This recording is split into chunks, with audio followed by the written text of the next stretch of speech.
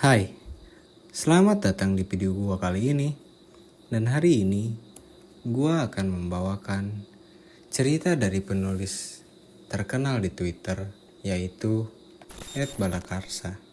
Cerita ini menceritakan seorang pemuda yang nekat solo hiking ke Merbabu lewat jalur ilegal. Dan dia mendaki tepat di malam kabisat. Dan sudah pasti, banyak kejadian-kejadian aneh yang terjadi pada orang ini. Sebelumnya terima kasih kepada @balakarsa yang sudah mengizinkan gua untuk membawakan cerita ini. Iya lupa. Cerita ini sebenarnya 4 part, cuman gua bagi menjadi 2 part aja. Tanpa berlama-lama lagi, kita langsung diceritakan di Ih, serem.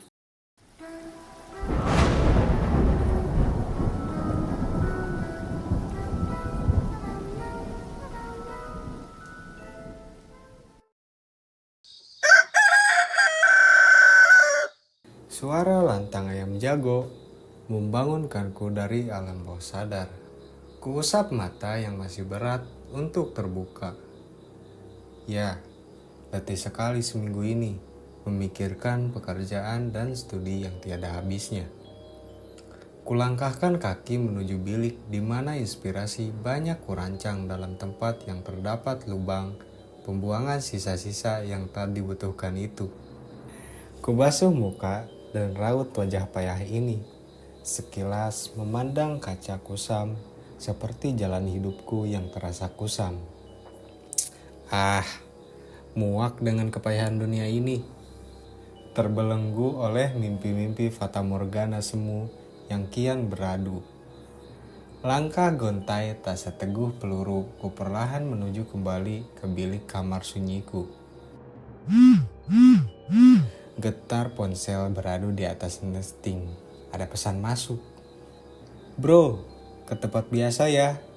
Ini aku sama anak-anak di sini. Bergegas ku ganti baju tanpa mandi. Ya kenapa harus mandi? Lelaki bujang lupa mandi atau tersengaja mandi itu hal wajar. Ku bawa semua yang perlu. Ku masukkan dalam waste bagku.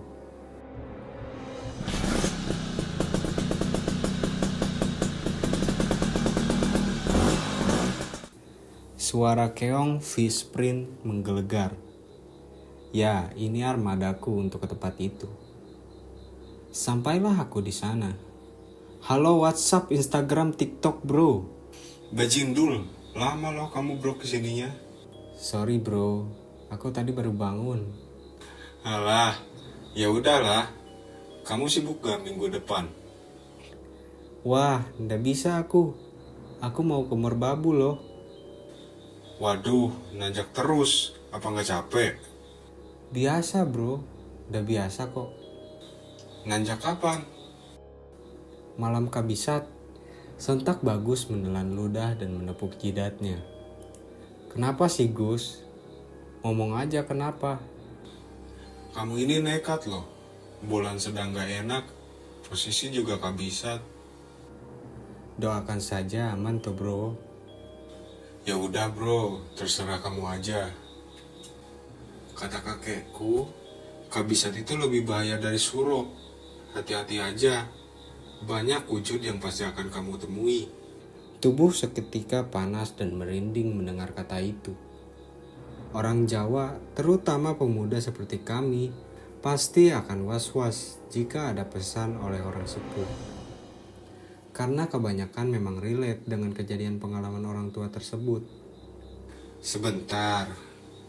Kamu mau naik via jalur mana bro? Via N bro. Muka Bagus langsung pucat memutih. Dia diam lumayan lama. Kamu yakin? Itu jalur sepi dan ilegal loh. Aman bro, santai saja. Aku sudah tahu treknya kok. Seketika hening. Hanya suara kendaraan motor yang lalu lalang. Kemudian, Bagus mengatakan kata yang membuatku sedikit takut. Di sana banyak pendaki hilang. Terlebih juga pasti banyak demit dan wingit. Yakin kamu bro? Kamu nanjak pas kabisat loh.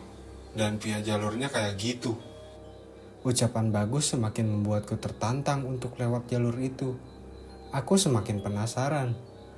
Singkat cerita, malam yang sunyi dan sepi, kusiapkan semua peralatan, survival kit, parang dan semua starter pack pendakian terbaikku. Gitar kecil pun tak luput aku bawa untuk menemani rasa jenuhku nanti di perjalanan sana. Ya, aku siap dan aku tak sabar menunggu waktu pagi. Waktu di mana aku akan ke sana. Berjalan di terik dan dinginnya merbabu. Dingin yang mengisyaratkan bahwa pelukmu merbabu akan selalu kurindu dalam tiap bait-bait untayan tulisanku ini. Aku berangkat dari kota es, kota kecil yang kurasa magis dan rindu bagi yang pernah singgah di situ. Aku mencari tempangan truk sampai di kota B, kemudian melanjutkan perjalanan dengan numpang mobil pickup sayur ke dusun M. Mas mau kemana? Mau ke Merbabu PAS ya?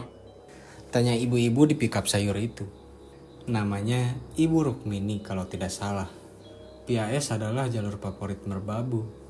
Tapi aku menyebutkan nama Via N pada Ibu Rukmini. Sontak beliau kaget.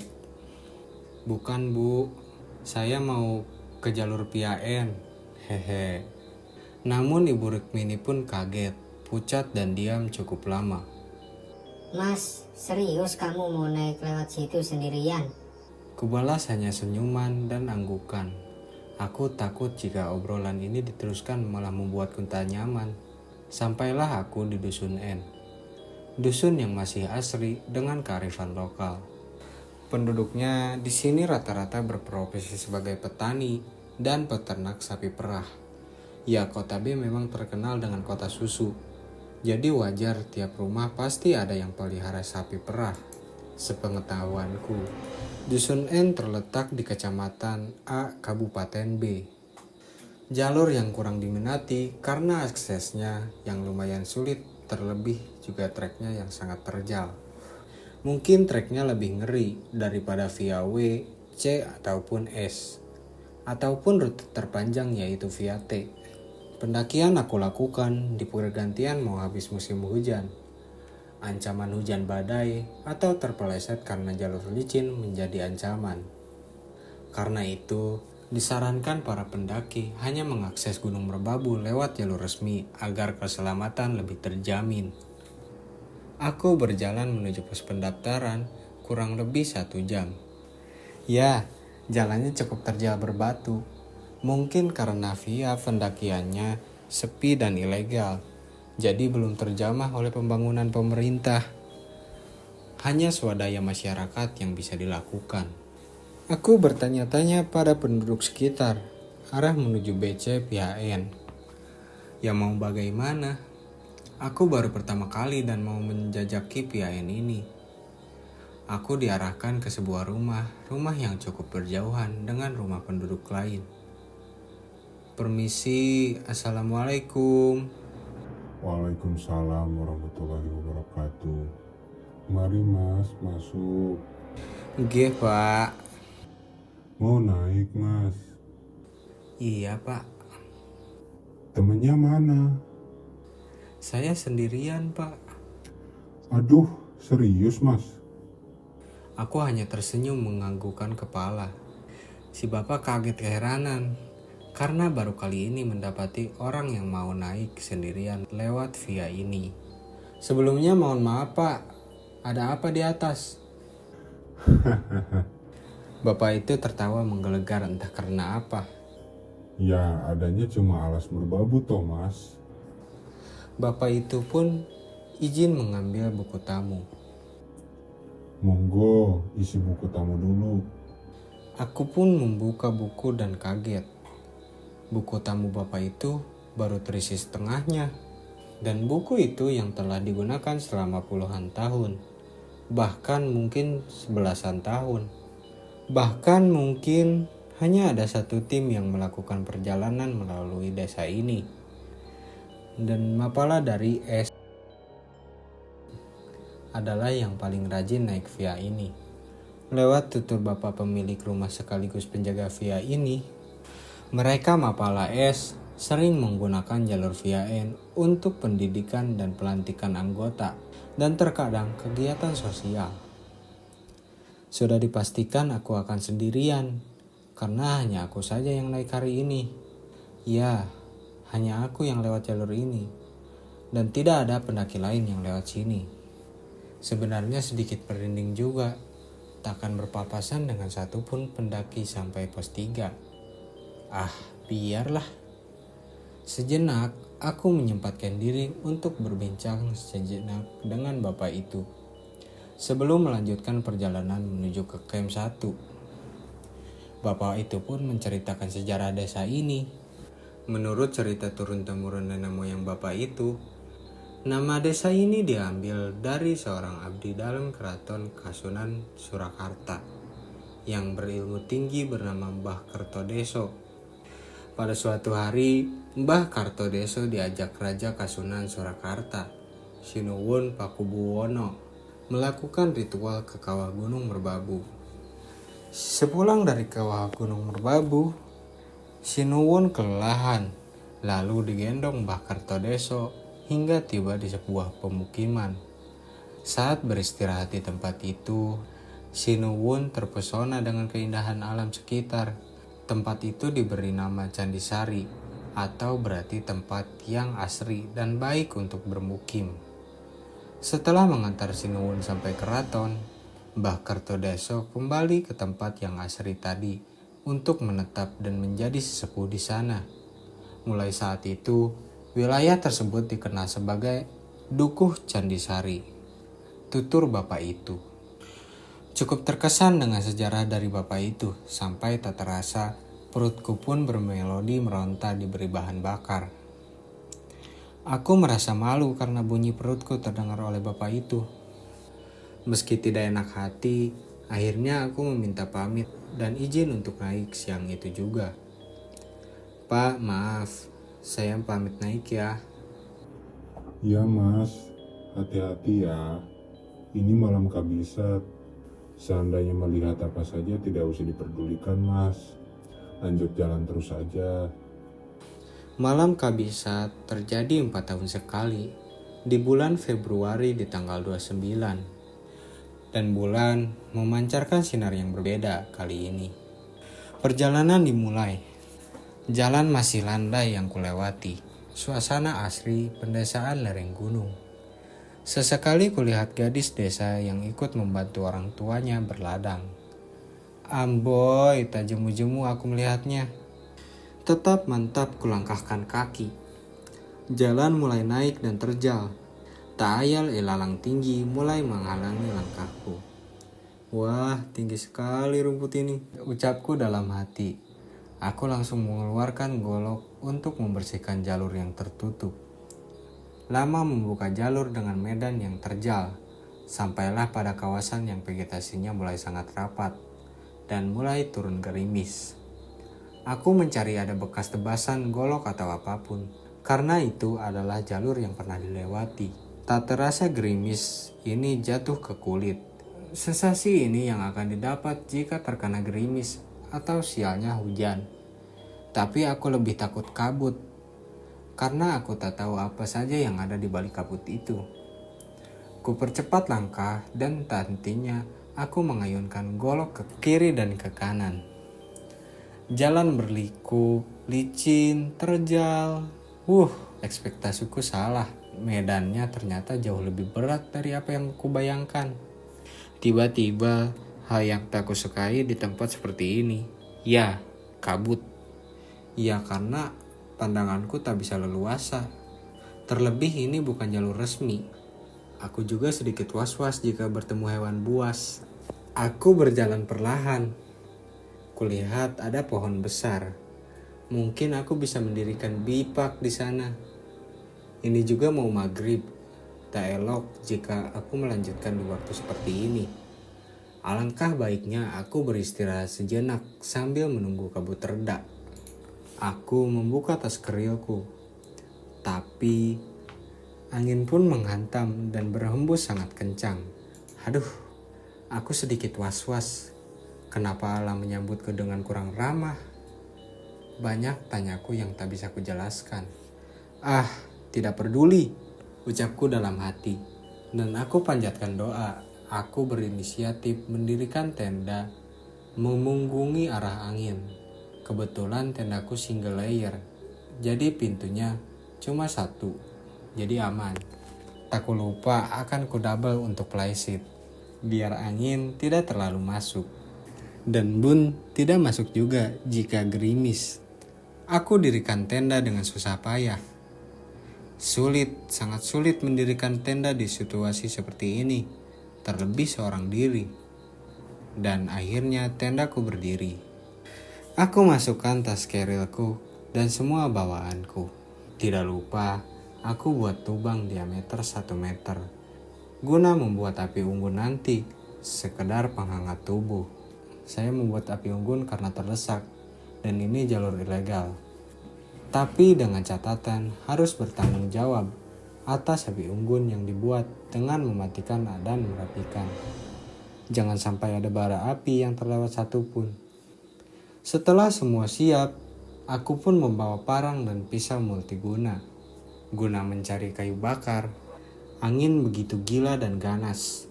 Suaranya bak deruk kapal perang. Semoga aku selalu diberi perlindungan oleh Tuhan. Aku menyisir setiap bawah pohon untuk mencari kayu kering. Walau ku tahu kayu banyak yang basah, tapi beruntung pohon di gunung kebanyakan masih bisa dibakar walau basah. Entah karena apa, aku kurang paham.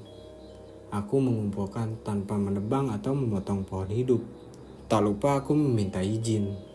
Permisi mbah, saya minta kayunya ya. Kata yang biasa entah izin kepada siapa. Tapi saya yakin kata ini kaya akan makna toleransi.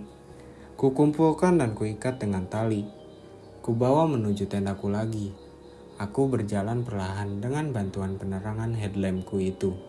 Tapi ada suara gitar dan suara... Mungkinkah suara itu? Suara perempuan bernyanyi dalam bahasa Jawa. Tepat suara itu berasal dari arah tendaku. Siapa perempuan yang berkidung dengan lantunan gitar di hutan seperti ini? Bukankah hanya aku yang ada di daftar tamu dan tidak ada pendaki lain lewat sini? Siapa, dan siapa? Tanyaku dalam hati. Dalam rasa was-was dan merinding luar biasa. Suara siapa itu? Makna yang menyinggung pendakianku ini kurasa. Dapat diartikan nyanyian itu seperti ini. Benar, salah, kurang baik. Baik, demikian juga keberuntungan celaka bersemayam dari dalam dirinya sendiri, bukan dari orang lain. Buat itu berhati-hatilah. Dari banyaknya bahaya menyingkirlah lekas. Siapa yang tidak berdiri bulu kuduknya, yang mendengar kidung nyanyian Jawa? Dan itu tembang Durma. Jadi teringat film Kuntilanak jadinya kala itu. Siapa itu ya? Aku masih terdiam. Aku ragu mau melangkah maju atau mundur. Kenapa aku jadi penakut seperti ini? Aku terkejut tatkala kulihat ada tenda berdiri di samping tendaku. Tanpa kulihat api unggun sudah menyala di lubang yang kubuat tadi. Perlahan aku berjalan mendekati tendaku. Samar-samar kulihat seorang wanita bernyanyi. Aneh, dia mengambil gitar kecilku tanpa izin. Rasa takut berubah menjadi kesal dan penasaran. Aku percepat langkah ke sana. Lalu, "Hei, siapa yang mengizinkanmu memakai gitarku dan memakainya?" Dia hanya terdiam dan masih melanjutkan bernyanyi dan memainkan gitarku. Dasar tidak ada sopan santun, umpatku dalam hati. Kudekati perlahan dan perlahan. Kuraih pundaknya dan ia langsung berhenti bernyanyi dan berhenti memainkan gitar. Perlahan dia mulai menunjukkan mukanya. Astagfirullah, aku terkejut. Aku tak percaya. Paras yang membuat mata akan terbuka lebar. Paras ayu, senyum manis. Layaknya paras Anya Geraldine disuguhkan di depan mataku. Aku tak menyangka bertemu wanita cantik jelita di hutan belantara ini. Tapi dalam hatiku masih kesal. Aku kesal karena dia tak sopan memakai gitar kecilku tanpa izin. Sejenak kami berpandangan. "Iya mas, kenapa?" ucap wanita itu, suara lembut dan menggetarkan hati ini. "Mbak, Kenapa pakai gitarku tanpa izin? Maaf mas, habisnya saya panggil-panggil nggak ada jawaban. Saya buka tenda mas dan saya nemu gitar. Jadi ya saya pinjam. Iya deh mbak, lain kali izin dulu mbak. Ya udah mas, sebagai permintaan maaf saya bikinkan kopi sama makanan ya. Ya mbak, saya juga capek. Makasih kalau mbak mau repot bikinin. Gitar pun ditaruhnya dan lekas mengeluarkan kompor. Aneh, kompornya masih kompor parafin. Di mana kompor parafin adalah kompor bagi pendaki lawas. Kenapa tidak memakai kompor portable yang baru? Tanyaku dalam hati. Biarkan saja. Mbaknya itu juga yang masak. Kenapa aku harus ribet memikirkan kompor? Tapi aku terdorong hasrat ingin bertanya. Mbak, namanya siapa? Dari mana? Ucapan yang biasa atau terkesan basi bagi pendaki yang ingin memulai obrolan. Saya Gayatri mas, saya dari... Kalau mas? Saya Tole mbak, saya nomaden. Kok bisa nomaden sih mas? Ya bisa toh mbak. Malam pun tiba. Aku pamit sebentar untuk menunaikan sholat. Baru nanti makan bareng bersama Gayatri. Udah mas, yuk makan dulu. Kopinya juga udah siap. Iya mbak. Kami lewati malam ini dengan bercanda layaknya pasangan pendaki. Walau masih timbul tanya, Gayatri kenapa mendaki sendiri? Dan wanita pula di jalur ilegal ini. Tak kupikirkan lagi. Sudah untung aku bertemu Gayatri yang cantik, manis dan baik ini di hutan belantara ini. Kunikmati saja malam ini bersama teman baruku bernama Gayatri. Ku ambil gitar dan mulai kumainkan nada-nada dalam senar senja dan tangan anak Adam ini. Lagu yang kunyanyikan untuk menggambarkan malam ini. Sekilas kulihat Gayatri tersenyum. Tersenyum manis dan tersipu malu. Kami nyanyikan lagu itu di malam syahdu ini bersama kabut dan angin yang menari mesra. Kobaran api asmara kian membara. Dalam deru angin yang berderap, bara api yang masih asyik berbicara. Dan seutas lagu pamitan kepada malam yang temaram. Kami memutuskan untuk tidur. Dengan keadaan tenda yang baik dipukuli layaknya samsak. Semoga kami masih bisa terlelap. Nyanyian dahan dan angin membuat irama melodi mistis. Instrumen alam ini layaknya berteriak dan mendominasi suara di gendang telinga. Aku paksakan untuk tetap tidur. Berselimutkan sleeping bag dan beralaskan matras foil. Sungguh bisa dibayangkan hunian nyaman di belantara hutan. Lelap, aku terlelap. Mas, tolong mas, aku kedinginan. Ucap Gayatri di sampingku. Mukanya pucat, matanya sayu, bibirnya juga membiru. Kamu kenapa mbak? Kenapa bisa masuk ke tendaku? Ucapku keheranan, karena aku yakin tendaku tiap tidur selalu ku gembok. Gayatri hanya diam.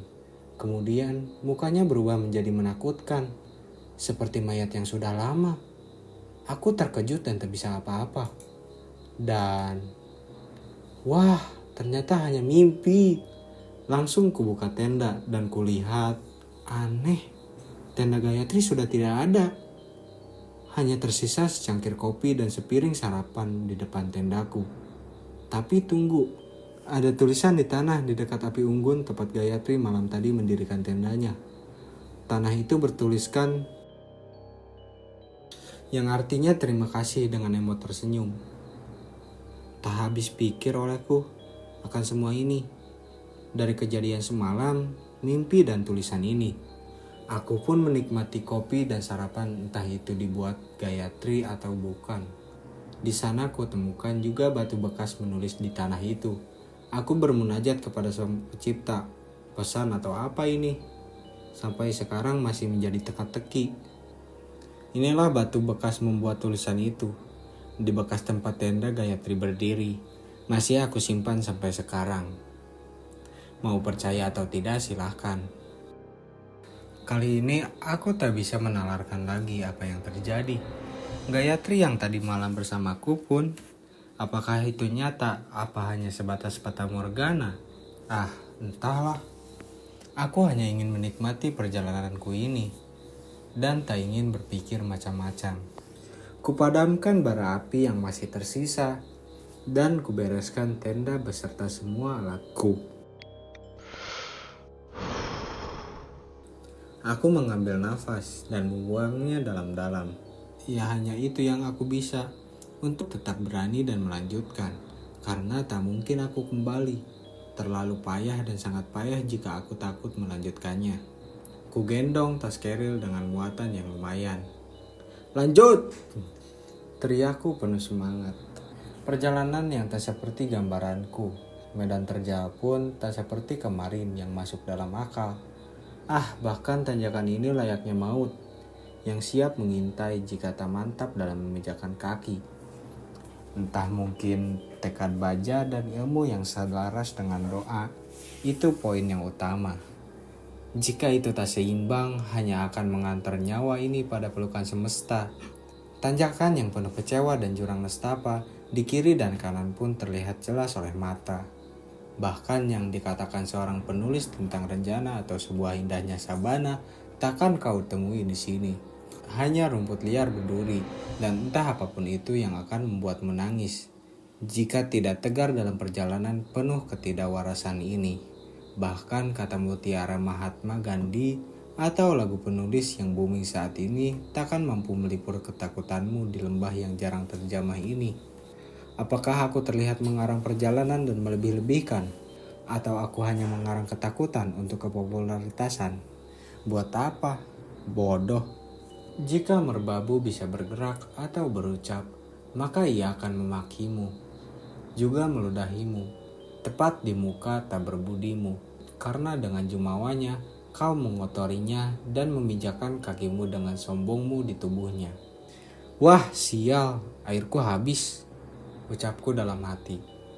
Saat kulihat persediaanku mulai menipis, entah apa yang membuat airku habis. Bahkan aku serasa tidak minum banyak, tapi airku tiba-tiba lenyap entah kemana. Sekarang, aku hanya bisa diam dan menyusun otak ini agar tenang dan mencari pemecahan masalah ini. Beruntung masih ada akar pohon yang menyimpan air dan aman untuk diminum. Kupotong beberapa akar pohon dan kutampung di botol-botol. Aku putuskan untuk melanjutkan perjalanan dan kurasa air cukup untuk memenuhi dahagaku dan untuk memenuhi keperluanku nanti. Tak terasa terik berganti kabut. Aku lihat jam sudah menunjukkan jam 4 sore. Aku segera mencari lahan yang pas untuk mendirikan tenda lagi di malam kedua ini. Sore pun berganti malam. Malam yang sama dengan kemarin saat aku bergelut dengan dingin dan diciumi kabut serta gerimis yang mengundang. Api unggun sudah menyala. Kubuka satu kaleng sarden dan bubur instan. Tapi tiba-tiba terdengar suara. Suara yang bukan suara dari alam, lebih tepatnya suara yang seperti suara hajatan. Apa iya di dalam hutan seperti ini ada pemukiman? Dan apakah mungkin bunyi dendang suara nan syahdu itu adalah suara nyata? Atau hanya perasaanku saja? Tak kuhiraukan. Perutku sudah lapar. Lebih baik aku santap hidangan yang lezat ini, meski aku pun kadang sukar untuk memakannya. Ya, sarden instan dan bubur instan ini. Namun, tiba-tiba... Nak, dari mana kamu? Betapa kagetnya aku dibuatnya. Kulihat wanita parubaya dengan kinang yang dicocol-cocolkan merah membuatnya seperti memakan darah. Aku dari bawah, Mbok. Ucapku gelagapan sekenanya karena masih kaget akan kedatangannya yang tiba-tiba. Dan aku tak sadar memanggilnya dengan sebutan Simbo. Dalam bahasa Jawa artinya adalah ibu. Lalu... Ayo mampir ke gubuknya Simbo. Kenapa lo tidur di sini? Adem, nak. Senyum itu layaknya senyuman tokoh di film Dendam Nyi Pelet. Tidak, saya di sini saja. Terima kasih sebelumnya, Mbok. Serius nak, tidak apa-apa di sini sendiri.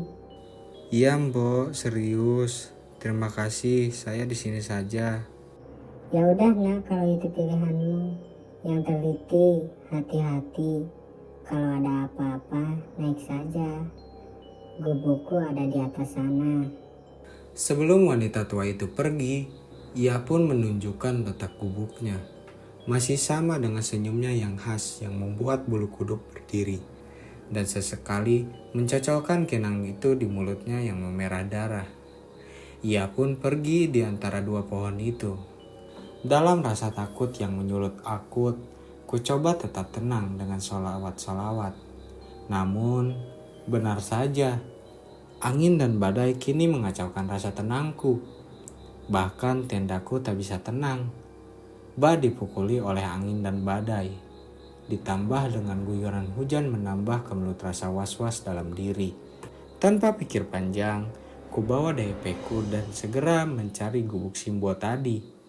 Kulangkahkan kaki dengan terpaan hujan dan badai yang menyapu jaketku yang katanya windproof dan waterproof ini.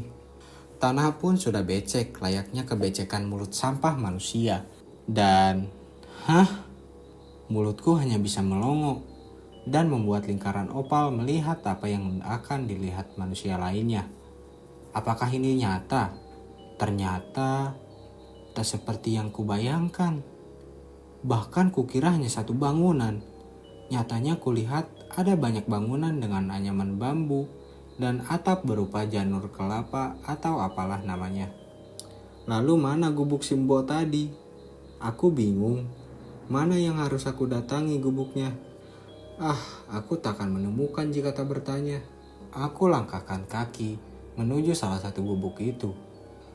Gubuk itu tak terlalu besar, mungkin hanya seperti rumah kecil. Tampak di depan rumah itu diterangi oleh lampu templek atau lentera kecil dengan bahan bakar minyak tanah. Dari luar hanya sebatas anyaman bambu dan pagar bambu juga. Di sekitar emperannya terlihat banyak tumpukan kayu bakar. Namun, kulihat pintunya terbuka. Permisi, ku ucap salam pada tuan rumah tapi tak ada jawaban. Aku ucapkan salam yang sama, tapi tetap tak ada jawaban. Aku pun dekati pintu. Dari dalam cahaya orange, lampu teplok kian mencolong dengan orange kejinggaannya. Kulihat ada seorang wanita sedang surenan. Surenan itu menyisir rambut dengan sisi rapat biasanya untuk menghilangkan ketobe dan kutu rambut. Aku ucapkan salam, kulo nuwun bu. Tapi tak ada jawaban dan wanita itu malah kian asik menyisir rambutnya. Aku ucapkan salam lagi.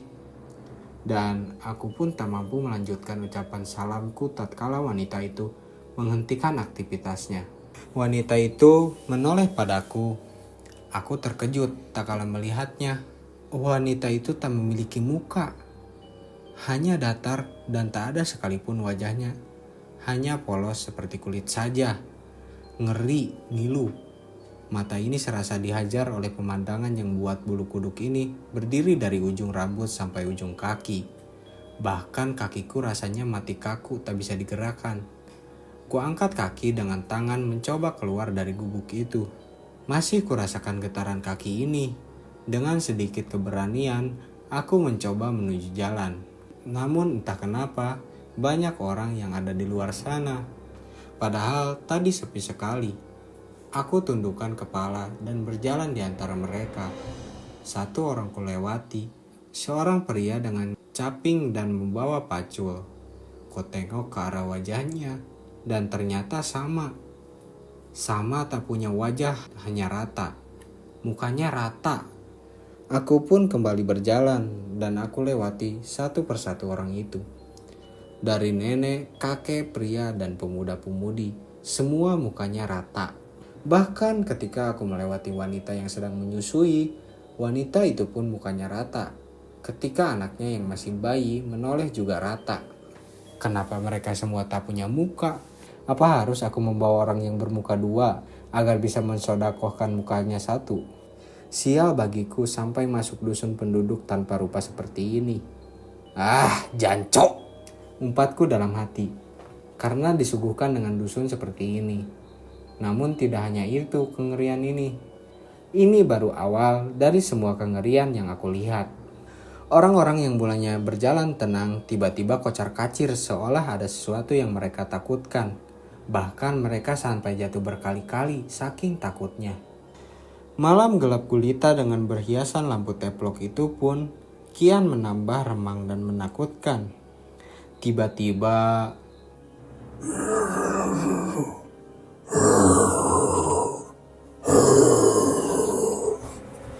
suara itu berasal dari ujung desa itu. Apa itu? Dari balik gelapnya ujung itu, terlihat beberapa buto dengan kepala sapi dan kerbau, tapi dengan taring dan cakar yang mengerikan.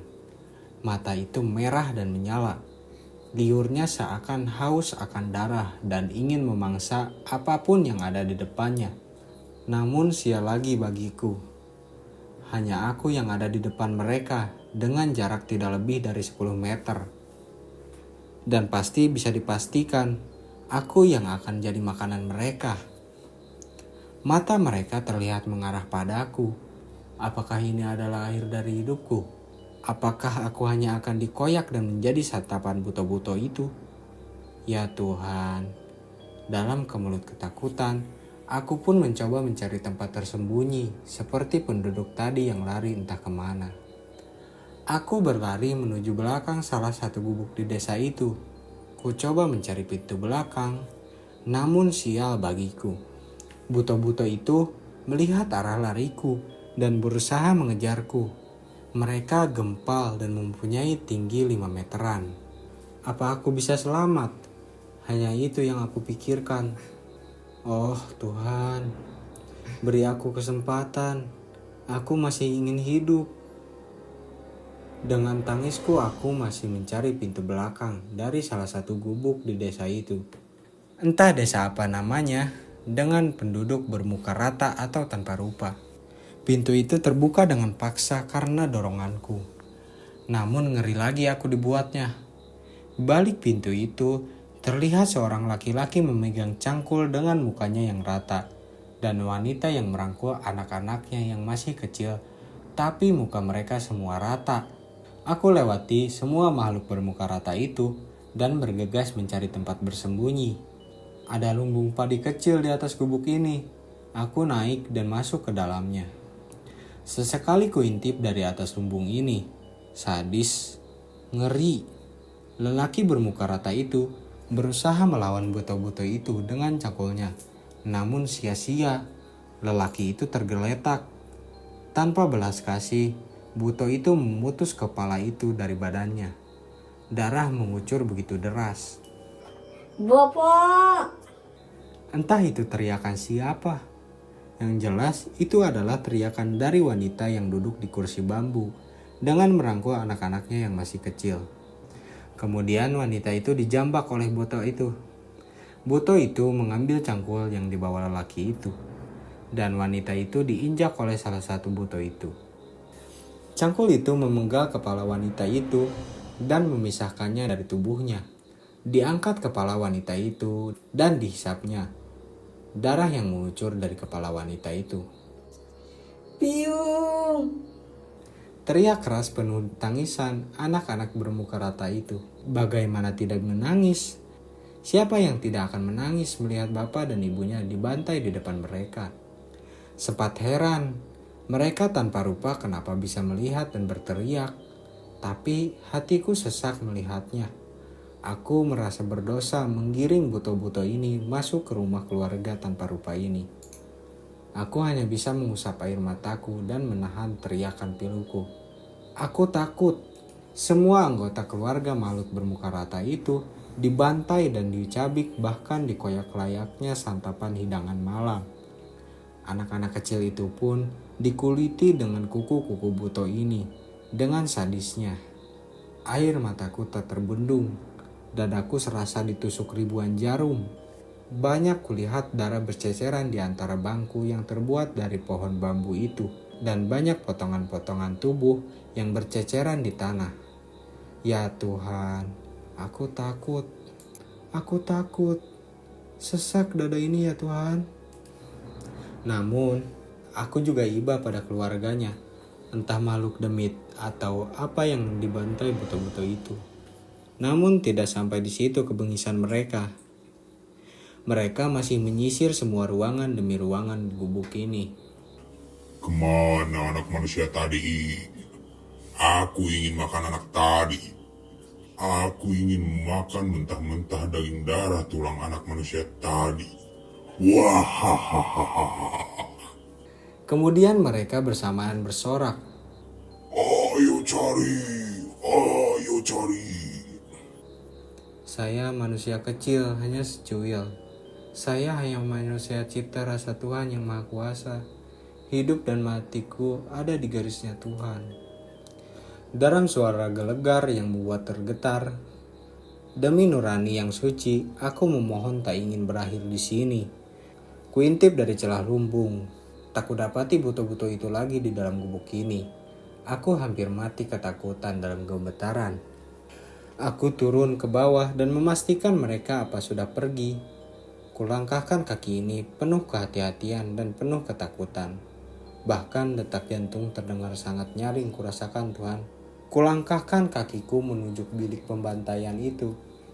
Ngeri, banyak darah dan koyakan daging bertebaran di tanah dan selasar kursi panjang bambu itu. Kepala sudah terbelah menjadi dua seperti kelapa. Tangan terpisah dan begitu mual jika aku menyebutkan semua apa yang kulihat ini. Sepatuku banjir darah, anyir. Bau darah yang begitu amis tercium olehku. Aku hanya bisa menutup hidung agar tidak mual dan muntah. Tepukan pada bahuku. Aku kaget setengah mati. Aku pun menoleh ke arah belakang. Dan, oh Tuhan, aku tak percaya apa yang kulihat. Tangisku tak terbendung. Mas, kamu siapa? Kok sampai ke sini? Wanita yang masih muda dan cantik di depanku. Saya pendaki, Mbak. Saya mau naik berbabu. Kulihat perempuan cantik dengan jari lurik sedada, dengan kemben dan juga membawa bakul. Mas, monggo mas, mampir ke gubuk saya. Dengan penuh was-was dan sekilas kulihat mengamati sekitar. Aku masih diam dan bingung. Namun, tanpa basa-basi, perempuan cantik itu menarik tanganku dan seraya mengajakku ke suatu tempat. Mas, ayo. Cukup lama perempuan itu menggandengku dengan tergesa-gesa tanpa sepatah kata. Sampailah pada gubuk di bawah antara dua pohon dan teras yang sedikit menjorok. Mbok. Mbok, apakah itu si Mbok? Si Mbok yang letak gubuknya sedang aku cari. Tanpa suara siapa-siapa, hanya suara pintu bambu yang dibuka dari dalam. Cahaya jingga lampu teplok yang menerangi di dalam sana, serta ada bayangan seorang wanita. Pintu sedikit demi sedikit terbuka. Namun hanya sekilas muka yang ditelan kegelapan malam dengan berhiaskan lampu teplok yang sinarnya tak mencolok. Wanita itu tanpa bicara mempersilahkan masuk. Ayo mas. Di dalam gubuk itu ada sebuah kursi panjang yang terbuat dari bambu. Lantainya masih berupa tanah coklat kemerahan. Tiba-tiba, Diminum nak, ya cuma seperti ini seadanya ya. ya Mbok, ini sudah cukup baik. Benar, ini adalah gubuk Simbok yang kemarin menyapaku dan mengajakku mampir ke gubuknya. Tapi gubuknya lumayan jauh dari perkampungan kemarin dan terkesan hanya ini bangunan di dekat sini. Aku hampir tersedak tatkala Simbok menanyakan hal yang membuatku masih merinding jika mengingatnya. Ya sudah, kamu istirahat dan tidur di sana saja. Besok bisa naik kalau kamu sudah enak badannya ya. Dok, ini antarkan anak ini ke kamarnya. Ini cucuku nak, namanya Anjani. Kalau aku panggil saja Borondo ya. Nggih Borondo. Perempuan tadi yang ternyata cucu Simbo, dan Borondo pun mengantarku ke sebuah kamar. Kamar dengan amben, tempat tidur yang terbuat dari bambu, dengan alas tikar rotan. Ada kendi juga berisikan air putih dan gelas yang terbuat dari bambu. Ini Mas kamarmu. Sebelumnya mohon maaf, nama saya Anjani. Ya Mbak, tadi Simbo sudah bilang sama saya namamu. Kamu panggil saya Dek saja Mas. Saya masih muda. Kulihat tampak memerah wajahnya dan sedikit malu. Namun tiba-tiba ketika aku mulai terduduk, terucap kata pinta dari Anjani. Aduh, aku harus menjawab apa? Bingung. Oh Mas, saya pijat mau. Aduh, sampai bingung dan salah tingkah aku dibuatnya karena pinta Anjani. Tidak dek, serius terima kasih. Serius Mas, tidak apa-apa. Kamu capek itu Mas.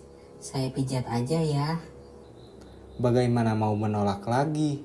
Paras yang cantik dan ayu, kulit yang putih bening, senyum manis dengan lesung pipit dan gingsulnya, serta rambut terurai rapi. Bahkan aroma harum melati dari tubuhnya begitu memikat semua pemuda jika melihat Anjani. Iya Mas, saya pijat ya. Hanya kubalas anggukan karena memang sudah letih dan sedikit malu tapi mau. Tak sopan jika menolak karena aku hanya tamu. Jadi aku iakan dengan anggukan niat baik cucu cantik Borondo itu. Aku rebahkan tubuhku dengan posisi tiarap. Anjani pun memijat tanganku dengan lembut. Dengan media minyak kelapa kata Anjani. Dari mana Anjani mendapatkan minyak kelapa? Ah, tak kuhiraukan tanyaku dalam benak ini. Karena aku cukup menikmati pijatan dari tangan Anjani. Cukup lama Anjani memijat di tangan kemudian kaki. Mas, maaf. Itu pakaiannya dibuka ya.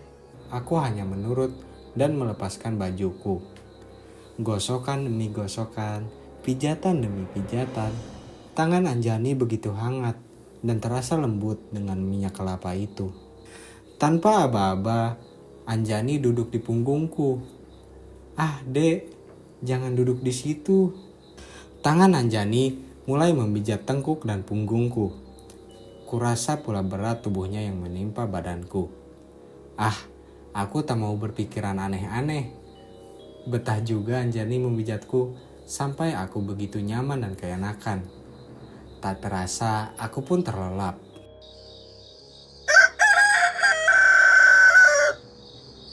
Suara ayam hutan membangunkanku dari tidurku.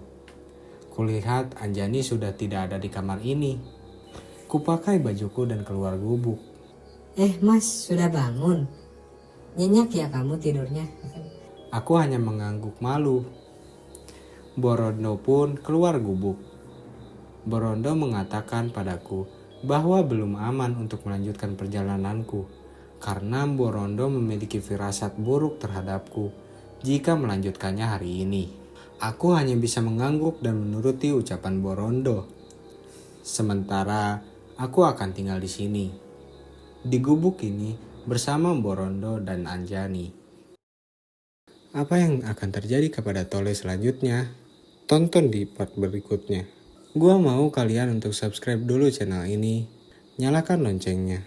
Jangan lupa juga like, karena gua besok akan melanjutkan part kedua. Terima kasih untuk kalian semua yang sudah menonton sampai habis.